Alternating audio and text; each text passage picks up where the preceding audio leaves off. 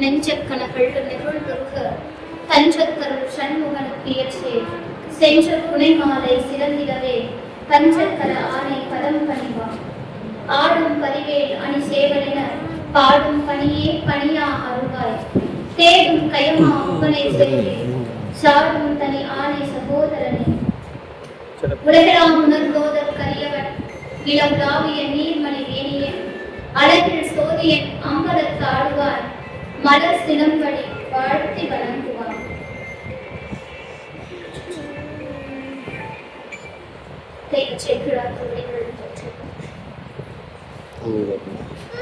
தேசியமும் தெய்வீகமும் ஒருங்கே இணைந்த இந்த வளாகத்தில் இத்துணை அடியார்களும் அமர்ந்து இருப்பது கண்ணுக்கு கைலாயம் போலவே காட்சியளிக்கிறது. ஐயா சொன்னது போல் இது கைலாயமே, சந்தேகம் வேண்டாம். காரணம், நாமெல்லாம் உயிர் பெறுவதற்காக நாயன்மார்கள் அவரவர்கள் தொண்டு சென்றதை நம்ம பார்த்திருக்கோம். 63 பேரும் 63 தத்துவங்களாக நமக்கு விளங்கி இருக்கிறார்கள். அந்த தத்துவங்களை நாம் மிகச் சரியாக புரிந்து கொண்டோமேயானால் எம் பெருமானின் திருவருள் எத்தகையது என்பதை நாம் புரிந்து கொள்வோம். குறிப்பாக இந்த பெரிய புராணம் என்பது நமக்கு 3 வரலாறை சொல்கிறது, சுட்டிக்காட்டுகிறது. முதலாவது வணங்குதலுக்குரிய வரலாறு, இரண்டாவது போற்றுதலுக்குரிய வரலாறு, மூன்றாவது பின்பற்றக்கூடிய வரலாறு. வணங்குதலுக்குரிய வரலாறு அப்படின்னு நாம் எடுத்துக்கிட்டோம் அப்படின்னா, நம்முடைய மூவர் முதல்கள் நமக்கெல்லாம் தெரியும். ஞானசம்பந்தர் அரவம் தீட்டி இறந்த பெண்ணை மீண்டும் உயிர்ப்பித்தார். நாவுக்கரசர் ஒன்றுகளாம் என்ற திருப்பதிகத்தை பாடி அரவம் தீண்ட குழந்தையை அவரும் உயிர்ப்பித்திருக்கிறார்.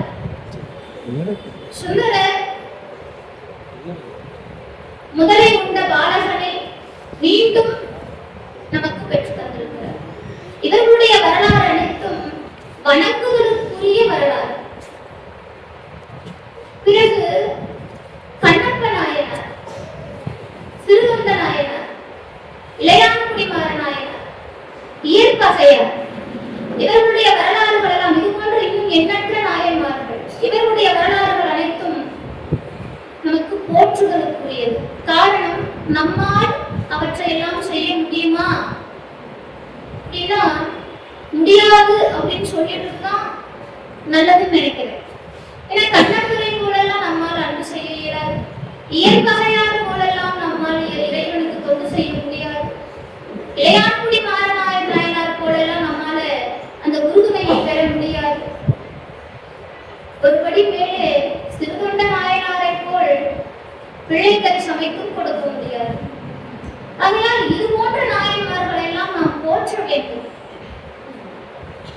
ஆனால் நாம் பின்பற்றி நம்முடைய வாழ்க்கையில் நாமும் இறைவனை எளிமையாக அடைந்து உய்வு பெறுவதற்கு எண்ணற்ற நாயன்மார்கள் நமக்கு உறுதுணையாக இருக்கிறார். அதில் மிகவும் குறிப்பிடத்தக்கவர் அடியே இன்று எடுத்துரைக்க முயற்சி செய்கின்ற பூசலாளர். நான் ஏன் முயற்சி என்று சொன்னேன் அப்படின்னா, நம்முடைய சேக்கிழார் பெருமான் இவருடைய வரலாறை ஆரம்பிக்கும் போது இதை பற்றி முழுவதுமாக சொல்றேன் அப்படின்லாம் சுவாமி ஆரம்பிக்கல. இவருடைய நினைவினை எடுத்து உரைக்கிறேன் அப்படின்னு சேக்கிழார் சொல்றார்.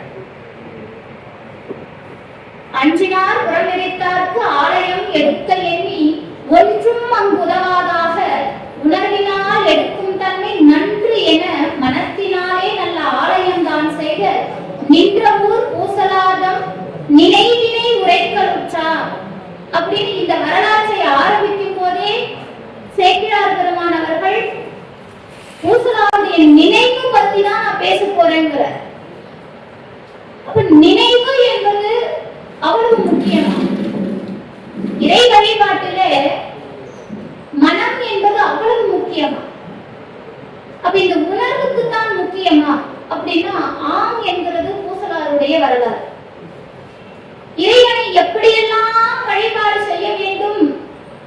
என்று நம்மில் பலரும் ஒரு கருத்து கணிப்பு வைத்திருக்கிறோம்.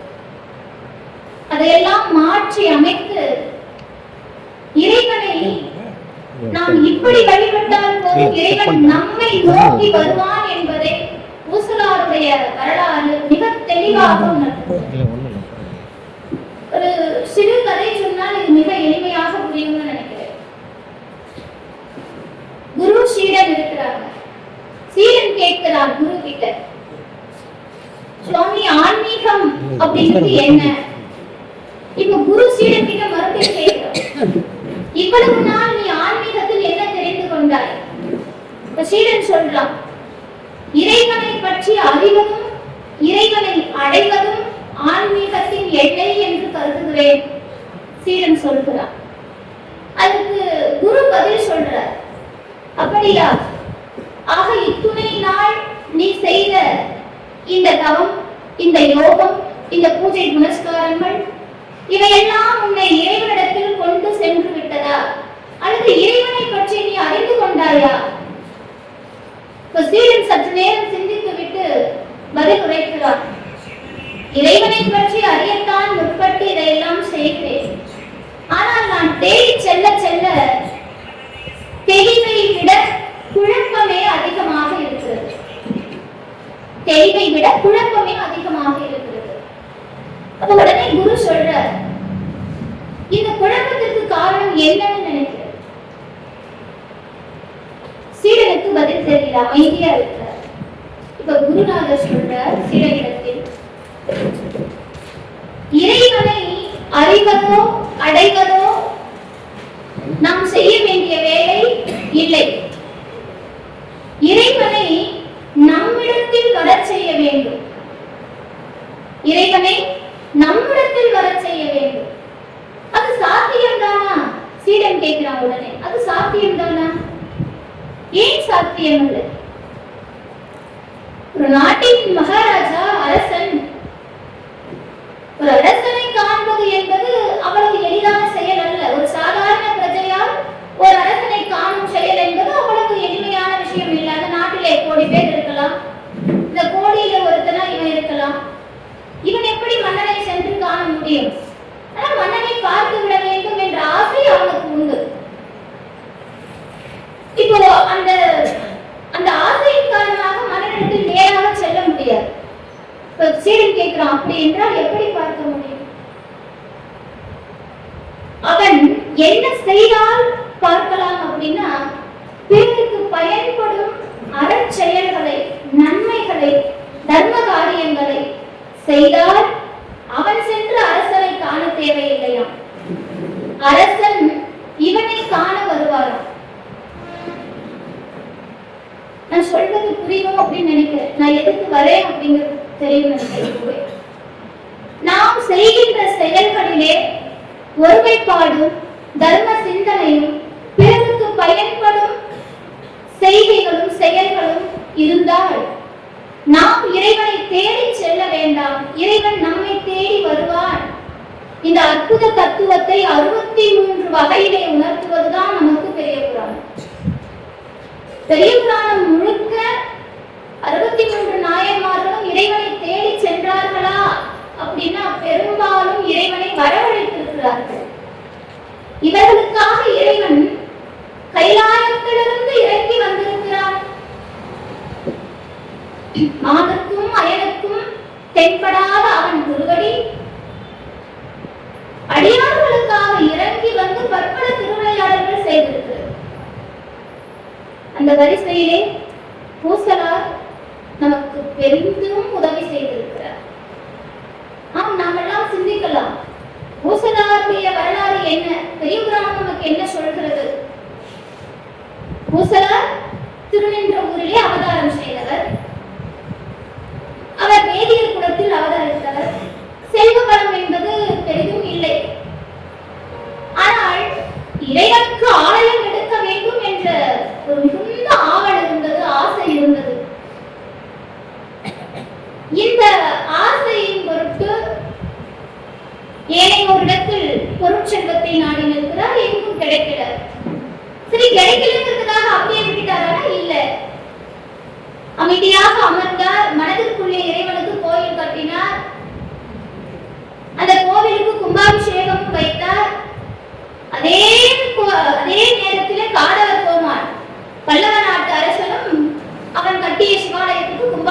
எப்படி ஏற்பாடு செய்தான்?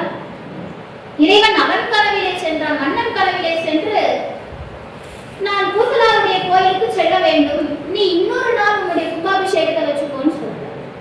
இப்போ மன்னனும் ஓடி வந்து பூசலாருடைய கோயிலை பார்க்க வர அவளோட அது கட்டிய கோவில் எங்க இருக்கு, அவருடைய மனதில் இருக்கு என்பதை நெகிழ்ந்து பாராட்டி போகிறான். இது ரொம்ப எளிமையான வரலாறு தானே. கொஞ்ச நேரத்தில் இந்த வரலாறு சொல்லியாச்சு.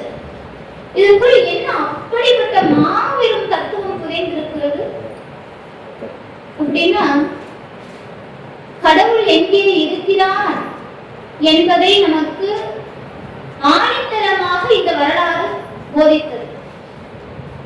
அழகாக திருமூலர் எடுத்துரைக்கிறார். தேனுக்குள் இன்பம் கருப்போ சிவப்போ வானுக்குள் சிவனை தேடும் மதியிலே தேனுக்குள் இன்பம் செறிந்திருந்தார் போல் ஊனுக்குள் ஈசன் ஒளித்திருந்தானே. திருமூலருடைய வாக்கு. சிவபெருமான் எங்கோ வானத்தில் இருக்கிறான் என்று தேடி அலைகின்றீர்கள் அல்லவா? மதி இல்லை என்கிறார். நமக்கு அறிவில்லையா? அவன் வானத்திலா இருக்கிறான். தேனுக்குள் எப்படி இன்பம் அந்த சுவையானது செறிந்து காணப்படுகிறதோ, தேனிலிருந்து சுவையை பிரித்தெடுக்க இயலாது. அந்த சுவையின் தன்மையை நம்மால் பார்க்க இயலாது, உணரத்தான் முடியும். அதுபோல ஊனுக்குள் ஈசன் உறைந்திருந்தானேங்கிற, ஒளிந்திருந்தானேங்கிற. அப்ப நமக்குள் இருக்கும் ஈசனை நாம் பார்ப்பது அவ்வளவு முக்கியம். இந்த அற்புத வரலாற்றை பூசலாருடைய வரலாறு நமக்கு எடுத்துரைக்கிறது. இப்ப எம்பெருமான் முதல்ல சொன்னார், என்னுடைய நினைவினை நான் சொல்றேன் அப்படின்னு. இப்ப நான் முன்னமே சொன்ன மாதிரிதான் இவர் என்ன செய்கிறார்? சிவாலயம் கட்டுவதற்கு ஆசை கொள்கிறார். முதல்ல சிவாலயம் கட்டுறது யார் அப்படின்னு பாத்தீங்கன்னா, பெரும்பாலும் அன்னைக்கு காலகட்டத்தில் மன்னர்கள் தான் சிவாலயத்தை கட்டினார்கள். நாம் பார்க்கக்கூடிய சிவாலயங்கள் அனைத்தும் அந்த கட்டிடக்கலையை பாருங்கள், அந்த கம்பீரத்தை பாருங்கள். இதையெல்லாம் ஏன் மன்னர்கள் உருவாக்கினார்கள்? ஏன் அவர்கள் சிவாலயத்திற்கு அத்துணை முக்கியத்துவம் கொடுத்தார்கள் அப்படின்னா, ஒரு மன்னன் கட்டுகின்ற அந்த ஆலயத்தின் வெளிப்பாடு அவனுடைய பண்பாடு, கலாச்சாரம், அவனுடைய உறுதித்தன்மை, அவனுடைய பலம், அந்த மன்னனுடைய அந்த நாட்டினுடைய அதிகாரம், கலை திறமை. இன்னும் சொல்ல போனா அன்றைய காலகட்டத்தில் ஆலயங்கள் என்பது அரசனின் கருவூலமாகவே திகழ்ந்திருக்கிறது. இப்படியெல்லாம் ஒரு பிரம்மாண்டமான கட்டிடங்களை உருவாக்கியவர்கள் மன்னர்கள். ஆலயம் என்றாலே அது மன்னர்கள் கட்டிய காலம். அந்த காலம் ஏதோ 1-2 ஆலயங்கள் அடியார்கள் கட்டி இருக்கக்கூடும், ஆனால் பெரும்பாலும் பாத்தீங்கன்னா மன்னர்கள் தான் கட்டி இருப்பாங்க. அப்படி இந்த ஆலயத்தை கட்டும் ஆசை இவருக்குள் வந்தது. சிவாலயத்தை கட்டுகின்ற ஆசை இவருக்குள் வந்தது. இந்த ஆசை வந்த உடனே இவர் பணம் கேட்டு செல்றார். ஒவ்வொரு இடமா கேட்டு பார்க்கிறார். ஆனால் யாரும் அங்கே உதவிக்கு வரல. ஒன்றும் அங்கு உதவாதாக உணர்வினால் எடுக்கும் தன்மைங்கிற செய்கிறார்கள். உணர்வினால் எடுக்கும் தன்மை. சரி, யாரும் உதவிக்கு வரல, இந்த முயற்சியை கைவிட்டு வரானா? இல்ல. இந்த இடத்துல நாம உறுதித்தன்மையை பார்க்கிறோம். நம்மால 1 நாள் 2 நாள் கோயிலுக்கு போக முடியுது, ஒரு வைராகியத்தோடு நினைக்கிறோம் நாம் தினமும் ஆலயம் செல்ல வேண்டும். ஆனால் எத்தனை நாள் இந்த வைராகியத்தை நம்மால் காப்பாற்ற முடியுது அப்படின்னா பெரும்பாலும் இல்லை. நம்முடைய சூழலும் நம்முடைய வாழ்வாதாரமும் அதை தடுத்து நிறுத்துகிறது. எத்தனையோ இடர்பாடுகள். ஆனால் இது போன்ற இடர்பாடுகளை எல்லாம் நாயன்மார்கள் ஒரு பொருட்டாக கொள்ளவே இல்லை, அதை பொருளாகவே கொள்ளவில்லை. எத்தனை இடர் வந்தாலும் மிக தெளிவாக இருந்திருக்கிறார். மிக தெளிவாக இருந்திருக்கிறார். ஆகையினால்தான் இவர் பொருள் தேடி அடைந்த போதிலும் பொருள் கிடைக்காவிட்டாலும் உணர்வினால் எடுக்கும் தன்மை என்று அமர்ந்துட்டார். சரி, அமர்ந்தாரே, சுவாமிக்கு ஒரே நாள்ல கோவில் கட்டிட்டாரான்னா இல்ல. ஒரு ஆலயம் எடுக்க வேண்டும் என்றால் என்னென்ன முறைகள் உள்ளது என்பதை சேக்கிழார் இவருடைய வரலாறுல மிக தெளிவாக தெளிவுபடுத்துகிறார். ஒரு ஆலயம் கட்டணும், அதுக்கு முதல்ல நிதி திரட்டணும். இது எல்லாமே ஒரு மனசுக்குள்ள நடக்குது. மனத்தினால் கருதியும் மாநிதி வருந்தி தேடி எனக்கும் ஒரு பொருள் பேரின்மை என் செய்கிறேன் என்று நைவார். மனசுக்குள்ளேயே அந்த மாநிதி, ஏன்னா ஒரு கோவில் கட்டணும்னா எவ்வளவு நிதி தேவைப்படும் இல்லையா? ஒரு வீடு கட்டணும்னாலே நமக்கு எவ்வளோ செலவாகுது. வீட்டை கட்டிப்பாரு, கல்யாணத்தை செஞ்சுப்பாருன்னு சொல்லுவாங்க. அது போல ஒரு ஆலயம், அது சிவாலயம் கட்டணும்னா எவ்வளவு செலவாகும். இவர் என்ன பண்றாருன்னா, மனதிற்குள்ளேயே அடியார்களிடத்துல ஒவ்வொரு இடத்திலும் அந்த ஆலயத்திற்கான பணத்தை திரட்டிக் கொள்கிறார். மாநிதி வருந்தி தேடி எனக்கும் ஒரு பொருள் பேரின்மை என் செய்கிறேன் என்று நைவார். அப்படி மனசுல தேடினா கூட அவர் தேடி போற இடங்கள்ல ஒரு சில இடங்கள்ல பொருள் கிடைக்குது, ஒரு சில இடங்கள்ல பொருள் கிடைக்கல. இது எல்லாமே நினைவு, உணர்வு. இது வெளியில இல்ல, உணர்வுக்குள்ள நடக்கிற விஷயம். நாம இப்போ பூசலாருடைய மனசுக்குள்ள இருக்கிறோம், பூசலாருடைய நினைவுக்குள்ள இருக்கிறோம். அப்படி அவர் தேடி சென்ற இடத்துல பொருள் கிடைக்கல, வருந்தி அமர்கிறார் பூசலார். அப்பயும் விட்டப்பாடு இல்லை, அப்பயும் விட்டப்பாடு இல்லை. இவர் அடுத்து அடுத்து முன்னேறுகிறார். திணை துணை, திணை துணைன்னா திணையளவு, திணை துணை முதலாம் தேடி சிந்தையால் திரட்டி கொண்டார். சேக்கிழார் அவர்கள் பதிவு செய்கிறார். திணை துணை முதலாம் தேடி சிந்தையால் திரட்டி கொண்டார். அப்படி கொஞ்சம் கொஞ்சம், ஒரு 10 ரூபாய் கொடுக்குறீங்களா, 1 ரூபாய் கொடுக்குறீங்களா, அதையெல்லாம் கூட அப்படி திரட்டி வச்சுக்கிட்டார். கோயில் கட்டுறதுக்காக திரட்டி வச்சுக்கிட்டார். இப்போ அதுக்கான பொருள், அந்த நிதி தேவை திரட்டிக்கிட்டார். இப்ப அடுத்து என்ன நடக்கணும்? கோவிலுக்கு பொருள் திரட்டியாச்சு, கோவிலுக்கு நல்ல நாள் பார்க்கணும். இந்த அடி கடைகால் போடுறதுக்கு நல்லது ஒரு நாள் பார்க்கணும். அதற்கு முன்பு அந்த கடைகால் போடுறதுக்கு ஆட்கள் தேவை, வேலையாட்கள் தேவை, பொருட்கள் தேவை. முதல்ல இப்ப பணத்தை ரெடி பண்ணிட்டார், பணத்தை ரெடி பண்ணிட்டார். இப்ப அடுத்து இதெல்லாம் தேடி எடுக்கிறார். இந்த பொருட்கள் சாதனத்தோடு கச்சர் தம்மையும் மனத்தினால் தேடி, சாதனத்தோடு, சாதனம்னா அந்த கோவில் கட்டத்துக்கான பொருள், கற்கள், மணல், இது போன்ற பொருட்கள் எல்லாம். அந்த காலத்துல சுண்ணாம்பு பயன்படுத்துவாங்க, அதையெல்லாம் எடுத்து வர. ஒரு ஆலயம் கட்டுவதற்கு என்னென்ன பொருட்கள் தேவையோ அத்தனை சாதனத்தையும் மனத்தினால் தேடிக்கொண்டார். தச்சர் தம்மையும் வேலையாட்கள் கூட எல்லாரையும் மனசால தேடி எடுத்துக்கிட்டார். இப்ப எடுத்துக்கிட்டு அவர்கள் எல்லாம் கரெக்டா அந்த வேலை செய்யணும் இல்லையா? அது என்னைக்கு ஆரம்பிக்கணும் அப்படிங்கறத ஆகமத்துல தேடி கண்டுபிடிக்கிறார். ஏன்னா இவரு மறையவர், மறந்துடாதீங்க. இவர் எந்த வம்சத்தை சேர்ந்தவர்? மறையவர், வேதியர் குலத்தில் அவதாரம் செய்தவர். இவருக்கு ஆகமம் என்பது தெரிந்திருக்க கூடும் இல்லையா? ஒரு சிவாலயம் எப்படி கட்டுமானம் செய்ய வேண்டும் என்பதை இவருக்கு தெரிஞ்சிருக்கும். இதுல சேக்கிழார் ஒரு நுணுக்கத்தை கையாளுகிறார். அப்படி வேதியர் குலத்தில் தம்முடைய வம்சம் முழுக்க சிவனை வழிபாடு செய்கின்ற அந்த வேதியர் குலத்தில் அவதாரம் செய்தவர்கள் எப்படி இருக்க வேண்டும் என்பதை திருநின்ற ஊரை பற்றி சொல்லும் போது சொல்றார். அந்த ஊரின் பெருமையை சொல்லும் போது சொல்றார். வேதியர்கள் அனைவரும் தாம் தாம் எடுத்துக்கொண்ட கொள்கையில் ஒரே நேர்கோட்டில் இருக்கணுமா, இந்த தன்மையை எடுத்துரைக்கிறார். தன் கொள்கை அகலாது இருப்பவர்கள் வேதியர்கள். இவர் ஆகமத்தை பார்க்கிறார். ஆகம நாள்படி ஒரு குறிப்பிட்ட நாளை தேர்ந்தெடுக்கிறார். அது எதற்காக அப்படின்னா நலம் பெறுவதற்காக. நலம், இந்த உலக உயிர்கள் எல்லாம் நலம் பெறுவதற்காக. நான் முதல்ல ஒரு செய்தி சொன்னேன்.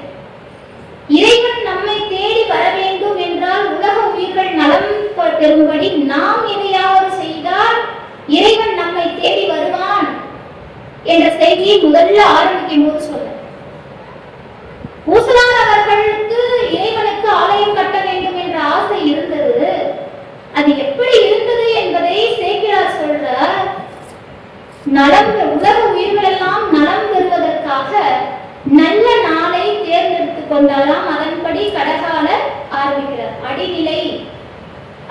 படிநிலைனா கடகால் போட ஆரம்பிக்கிறார். எப்படி செய்தார் இவர் வேலை அப்படின்னா, காதலின் கம்புன் போலும் கண்படாத எடுக்கலுற்றார்னார். அப்படின்னா இந்த உலகத்தில் இருக்கக்கூடிய அத்தனை உயிரினங்களும் உறங்கும் போதும் கூட இவர் உறங்கவில்லையா, இவர் உறங்கவில்லையா. உறங்காது இறைவனுக்கு ஆலயத்தை எடுப்பதில் தன்னுடைய முழு சிந்தனையும் செலுத்தி இருக்கிறார் நினைவினாலே. நம்மால முடியுமா? நம்மால ஒரு மணி நேரம் முழுசா உட்கார்ந்து கேட்க முடியாது. ஏன்னா இது இயற்கை, மனித தன்மை, இது இயற்கையான தன்மை. ஆனால் இதிலிருந்து வெளிப்பட்டு இறைவனை அடைவதற்கு அவர்கள் செய்த முயற்சியை நமக்கு கற்றுக் கொடுத்தார்கள், நமக்கு கற்றுக் கொடுத்தார்கள். இந்த சுவாமியுடைய அந்த ஆலயத்தை எப்படி செய்தார் என்பதை சேக்கிழார் பெருமான் குறிப்பிடுகிறார். ஒரு சிவாலயம்னா என்னெல்லாம் இருக்கணும் அப்படிங்கிறதுல இந்த பாட்டுல சொல்லிடுறார். தூபி சொல்றார். தூபியும் நட்டும் மிக்க, தூபின்னா நம்மளுடைய கோவில்ல மேல இருக்கக்கூடிய கலசம், அந்த கும்பம். பாவின்னா பக்கத்தில் இருக்கக்கூடிய குளம். கிணறு, கிணறுனா கூவல். அவருடைய சேக்கிழாருடைய மொழியில கூவல்ங்கிற, கூவல்னா கிணறு. இன்னும் என்னென்ன விஷயங்கள் இருக்கணுமோ, நந்தவனம், கோவிலுடைய உட்பிரகாரம், உள்மதில், வெளிமதில், அந்த மதிலுக்கு மேல இந்த நாகம், இடவம், இதெல்லாம் பொறிக்கப்பட்ட சிற்பங்கள். இதுல சுவாமிக்கு திருவஞ்சனத்துக்கு கிணறு, அடியார்களுக்கு குளம், இதெல்லாம் சேர்த்து செய்தார் சுவாமி. இதுல ஒரு வரி வைப்பார், சிவனுக்கு ஏற்பவர். அப்படின்னா நம்முடைய அந்த கும்பாபிஷேகத்துக்கு முன்னாடி நாள் என்ன பண்ணுவாங்கன்னா எல்லாமே ரெடி பண்ணிடுவாங்க. சுவாமிக்கு அடுத்த நாள் அந்த திருக்குட நீராட்டு விழா நடக்கும். அதுக்கு முன்னாடி என்ன நடக்கும்னா, அந்த சிவாலயத்தை சுற்றி இருக்கக்கூடிய ஏனைய ஆலயங்கள் இருக்கும், உள்ள பிரகாரங்கள். ஒரு முருகன் ஆலயமா இருக்கட்டும், விநாயகரா இருக்கட்டும், சண்டிகேஸ்வரரா இருக்கட்டும், கால பைரவர், இப்படி ஏனைய பிரகாரங்கள் சிவாலயத்தை சுற்றி இருக்கும். இந்த ஆலயங்களுக்கெல்லாம் ஒரு நாள் அந்த தாபரம், அதாவது அஷ்டபந்தனம், சுவாமிக்கு ஒரு நாள் அந்த பந்தனம் சாத்துறாங்க. இப்படி தனித்தனியா பிரிக்கிறாராம் சுவாமி. இப்படி சிறப்பாக கும்பாபிஷேகத்துக்கு ஏற்பாடுகள் நடந்தது. இந்த நிகழ்வெல்லாம் எத்தனை காலம் நடந்தது அப்படின்னா, இவர் எப்போது இறைவனுக்கு உணர்வினால் ஆலயம் எடுக்க முற்பட்டாரோ அப்போது அதே தொண்டை நாட்டிலே காடவர் கோமான் ஆலயத்தை கட்ட ஆரம்பிக்கிறார். ஒரு அரசன் சிவாலயம் கட்ட ஆரம்பித்தான், அதே நேரத்தில் இவரும் மனதில் இறைவனுக்கு கோவில் கட்ட ஆரம்பிக்கிறார். இருவருடைய கோவிலும் ஒரே நேரத்தில் கும்பாபிஷேகத்துக்கு தயாராகிறது. கும்பாபிஷேகத்துக்கு தயாராகிறது. இப்ப இந்த இவ்வளவு காலமும் சுவாமி அமைதியா காத்துட்டு இருந்தார். அவருடைய பாயிண்ட் இப்பதான் வருது. இப்ப இவர் என்ன பண்ணணும்? நாம சிந்திச்சா இவர் பூசலார் கனவுக்கு தான் முதல்ல போயிருக்கணும். அன்பனே, உன்னுடைய கோவிலை நாம் ஏற்றுக்கொண்டோம், அதனால நாளைக்கு உன் கோவில்ல வந்து குடிபுக போறேன், பூசலாருக்கு சொல்லியிருந்தா போதாதா? பூசலார் கோவில் கட்டினார் மனசுக்குள்ள. இப்ப பூசலாருக்கு சுவாமி வந்து அமர்கிறார் அப்படிங்கிறது நேரடியா பூசலாருக்கு சொன்னா போதாதா? இல்லையா? சுவாமிக்கு எப்பவுமே அடியார்கள் மீது அதீத காதல். ஒரு சின்னதா ஒரு விஷயம் சொல்லிட்டா கூட, ஆஹா என் பிள்ளை எனக்காக என்னெல்லாம் சொல்லுது தெரியுமா, என் பிள்ளை எனக்காக என்னெல்லாம் பண்ணது தெரியுமா அப்படின்னு ஆஹா ஓஹோன்னு நம்மை புகழ்ந்து அப்படி ஊரார் முழுக்க பேச வைப்பவன் இறைவன். ஆமா, சிவபெருமான் எப்பேற்பட்ட தெய்வம் என்றால், நாம் ஒரு முறை அவன் திருவடியை பற்றி விட்டோமே ஆனால் நம்மை இந்த உலகிலே மிக உயர்ந்த நிலையில் அனைவரும் போற்றும்படியாக நிற்க வைக்கக்கூடியவன் என்கிறான். மனிதர்கள் தான் கடன்காரர்கள், இறைவன் ஒரு காலம் கடனாளி கிடையாது. நாம் அவன் மீது அன்பு செலுத்த ஒரு அடி எடுத்து வச்சோம்னா அவன் நம்மை நோக்கி 100 அடி எடுத்து வந்து மகனே என்று அரவணைக்கக்கூடிய தெய்வம் எம்பெருமான் சிவனை தவிர.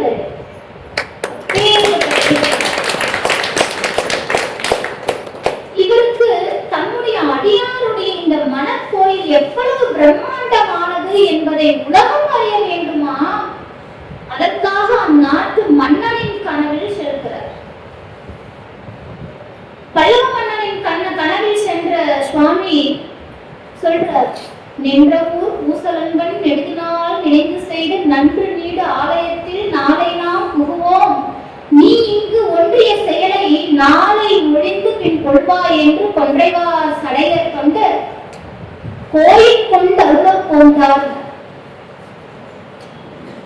இதனால ஒரே இடத்துல எல்லா இடங்கள்லயும் கும்பாபிஷேகத்துக்கு போக முடியாதா? அங்கின் கிணாதபடி எங்கும் நீக்கமர பரம்பொருளாய் வீற்றிருக்கக்கூடிய பரம் சோதி என்றவாகன் அவனால் முடியாதா? முடியாத காரியம் தான் அது. அப்படி இருக்கும்போது ஏன் சுவாமி அவர் கனவிலே சென்று நான் நாளை என்னுடைய அன்பன் பூசலாருடைய கோவிலுக்கு குடிபுக போகிறேன், நீ என்ன பண்ண, இந்த செயலை, அதாவது நீ வச்சிருக்கிற கும்பாபிஷேக நாள், இதை இன்னொரு நாள் வச்சுக்கோ அப்படின்னு மன்னனுக்கு சொல்ற. இப்ப மன்னனுக்கு அதிர்ச்சி. ஏன்னா அவரு எப்படி இருக்கார், மன்னனுடைய மனநிலைமை எப்படி இருந்திருக்கும் பாருங்க. ஒரு பெரிய சிவாலயம் கட்டிட்டார், நாளை கும்பாபிஷேகம், எல்லா ஏற்பாடும் முடிஞ்சது, அப்படி திருப்தியா வந்து படுத்திருப்பார் மன்னன். நாளைக்கு கும்பாபிஷேகம், சுவாமி குடிக்கு வந்திருக்கார். ஏன்னா ஒரு கும்பாபிஷேகம் என்பது சாதாரண காரியம் அல்லங்க. ஏதோ நம்முடைய ஆலயங்களுக்கு கும்பாபிஷேகம் செய்யறாங்க, எதற்காக செய்கிறார்கள் அப்படின்னா பஞ்சபூத தத்துவங்களின்படி இறைவனை ஆவாகனம் செய்கிறார்கள். அப்படின்னு காரணம் நான் முதலே சொன்னபடி அம்பிக்கினாதபடி எங்கும் நீக்கமர நிறைந்திருக்கக்கூடிய பரம்பொருளை ஒரு ஆலயத்திற்குள் அந்த மகா சக்தியோடு அவரை பிரதிஷ்டை செய்ய வேண்டும், ஆவாகனம் செய்ய வேண்டும் என்றால் பஞ்சபூதங்களின் உதவி கொண்டு இறைவனை அங்கே அழைத்து வந்து அந்த ஊர் மக்கள் எல்லாம் பயன்படும்படி அனைவருக்கும் சுவாமி இங்கிருந்து அருள் செய்யுங்கள் என்று வேண்டிக் கொண்டு அந்த கும்பாபிஷேகத்தை நடத்துவார்கள். ஒரு கும்பாபிஷேகம் என்பது தனிப்பட்ட முறையில் அந்த கோவிலுக்கோ அல்லது அந்த ஊருக்கோ பெருமை அல்ல. பரம்பொருளை கொண்டு வந்து ஓரிடத்தில் நிலை நிறுத்துவதின் தத்துவம் கும்பாபிஷேகம். அந்த மன்னன் எத்துணை பாடுபட்டு அந்த ஆலயத்தை செய்திருக்க வேண்டும். இதில் குறிப்பாக ஆலயம் கட்டுவதனுடைய சிரமத்தை நாம் சற்று சிந்திக்க வேண்டும்.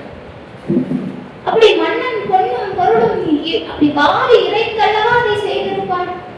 அங்கே போய் நான் நாளைக்கு வரமாட்டேன், நீ இன்னொரு நாள் வச்சுக்கோ, நான் இங்கே பூசலாருடைய கோவிலுக்கு போறேன். இவர் பாருங்க தெளிவா அவருடைய மனக்கோவில் தான் சொல்லல, பூசலாருடைய கோவிலுக்கு நாளை புகுவேன் நான் சொல்லிட்டு மறைஞ்சிருக்காரு.